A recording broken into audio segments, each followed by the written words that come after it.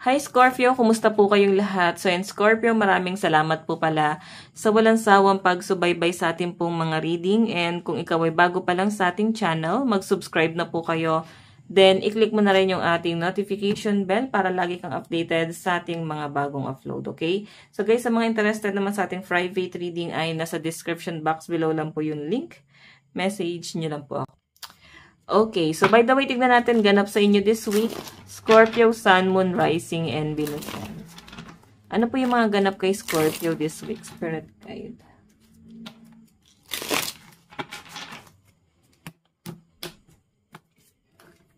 Okay.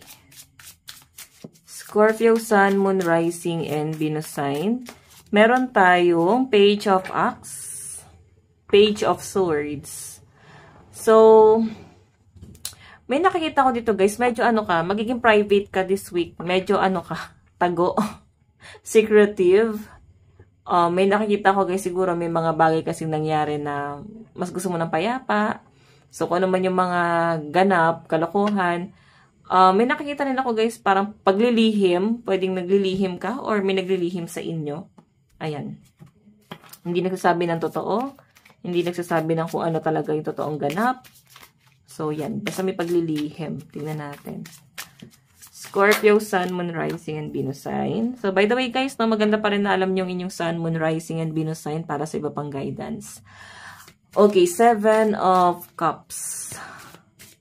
Scorpio. Ito kasi, guys, more on opportunity. May nakikita ko, guys, marami kang option or marami kang choices. So, alam mo, Scorpio, mukhang nandyan ka sa right path mo. Okay, kumbaga, kung ano man yung mga ganap mo ngayon, this week, or mga desisyon, kung ano man yung mga bagay na ginagawa mo ngayon, kumbaga, diyan ka pwedeng umasenso, or diyan ka pwedeng mas mag-improve, no? May nakikita ko si guys na kung ano man yung sisimulan mo this week, parang yan talaga yung yayakapin mo. Hanggang dulo. Kasi maganda yung, ano, para mag-i-improve ka dyan, mag-upgrade ka talaga dito sa bagay na to. 7 of Cups. So, marami ding opportunity ang possible na paparating sa mga Scorpio this week. Then, parang may energy rin ako nakikita na parang gustong humingi ng tawad or gustong lumapit sa inyo. Pero medyo tahimik kasi itong taong to. Ikaw parang ramdam mo naman siya eh. Nag-aantay ka lang din ng mga ganap. Pero yung energy niya kasi dito, mas malinaw ko siyang nakikitang ayaw niya masyadong mag-comment. Pero gusto kanyang kausapin. So, by the way, tignan pa natin. Meron tayong Knight of Cups. Okay, so Scorpio, ito naman kasi si Knight of Cups. Emotional to, medyo sensitive. So, this week, guys, medyo sensitive ka. Medyo makaka-feel ka rin, guys, ng frustration, burnout, basta mga ganun. Mga sari-saring kalungkutan. Siguro parang nagre-relapse ka this week, no? Or bigla ka lang, guys, na bigla ka lang na bored at gusto mong maging malungkot this week. So, yun yung nakita ko dito. Kasi yung energy mo, marami ka nang opportunity. Bigla ka nakaka-feel ng ganito. Pwede rin naman, guys, tears of joy kasi sa dami ng opportunity, sa dami ng blessing na pwedeng paparating sa inyo this week, guys. Nare-realize mo kung saan ka nang galing, kung ano yung buhay na meron ka before, bago mo makuha to. So, parang feeling blessed talaga as in, na parang thank you, Lord, talaga ibinigay mo sa akin to. Parang ganun. So, by the way, additional message. Tingnan pa natin. Okay.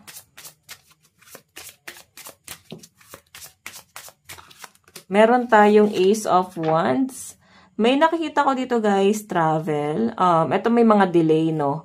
Pwedeng delay sa communication, delay sa travel, delay sa mga bagay na sinimulan mo na parang passionate ka dun sa bagay na yun, pero parang nakaka-frustrate kasi wala pa rin nangyayari. Okay, ganun po yung pinapakita sa akin dito. Kung bakit siya guys nagkakaroon ng delay, kasi pwedeng hindi mo nakuha yung tamang mechanics. Pwedeng medyo weak ka pa. Pwedeng hindi mo pa guys gamay or hindi ka pa ready na i-force itong bagay na to. So, kung bakit siya guys nagkakaroon ng mga delay, Ang pwedeng delay sa travel, delay sa improvement, delay sa pera. So, kung ano man tong klase ng delay na pwedeng ma-experience mo this week, guys. May dahilan kung bakit siya, guys, delay. Okay, parang blessing in this, guys, pa nga to, kasi may ibang opportunity na hindi mo in-expect na papasok dahil nga may delay dun sa inaantay mo talaga. Kung bakit siya delay, kasi hindi pala yung para sa inyo and merong opportunity na mas maganda or mas magandang darating sa inyo. Tignan pa natin. Okay. Scorpio, Sun, Moon, Rising, and Venus sign. Ganap po kay Scorpio. Sun, Moon, Rising, and Venus sign. Scorpio. Meron po tayong Three of Pentacles. Collaboration to, guys, no? Si Three of Pentacles. Kumbaga, magkakaroon ka ng mga bagong, ally. Mga bagong kakampi. Magkakaroon ng expansion pagdating sa mga connection. So, nakikita ko, guys, na parang kung ikaw ay nagbi-business, pwedeng maraming client or customer ka din this week. Okay? And nakikita ko, guys, na kung dati parang lumalaban ka mag-isa dyan, Scorpio, mararamdaman mo parang ang daming gustong tumulong. May mga taong masyadong concerned sa kung yung ginagawa mo, nag-aalala para sa inyo, o kaya pa ba yan, ganito, ganyan. Kasi, may mga tutulong sa inyo sa ginagawa mo rito. Three of Pentacles collaboration to. Kumbaga malinis, no? Or maganda yung intention sa'yo netong mga to. Okay? And, basta yan. Something na maayos and para makuha mo yung parang perfect mechanics. Nandiyan yung tulong ng mga tao ito. So, by the way, tignan natin additional message para kay Scorpio. Additional message para po kay Scorpio. Meron tayong King of Pentacles, Boss, Authority, Father, Practical, Secure.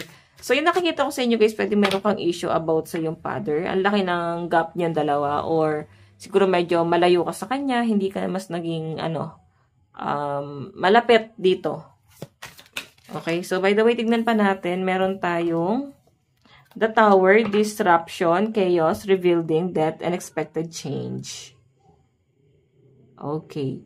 So, yung nakikita ko dito, Scorpio, sudden change. May bigla ang pagbabagong pwedeng maganap daw this week. Pwedeng ikatuwa mo, pwede namang ikalungkot mo. Pero ito kasi, guys, parang dalawang opportunity yung paparating sana. Pero, yun nga, yung inaantay mong opportunity, parang, ay, okay doon. Inaantay mo siya, tapos parang hindi siya, guys, dumarating or delay. So, may mas magandang opportunity darating sa inyo.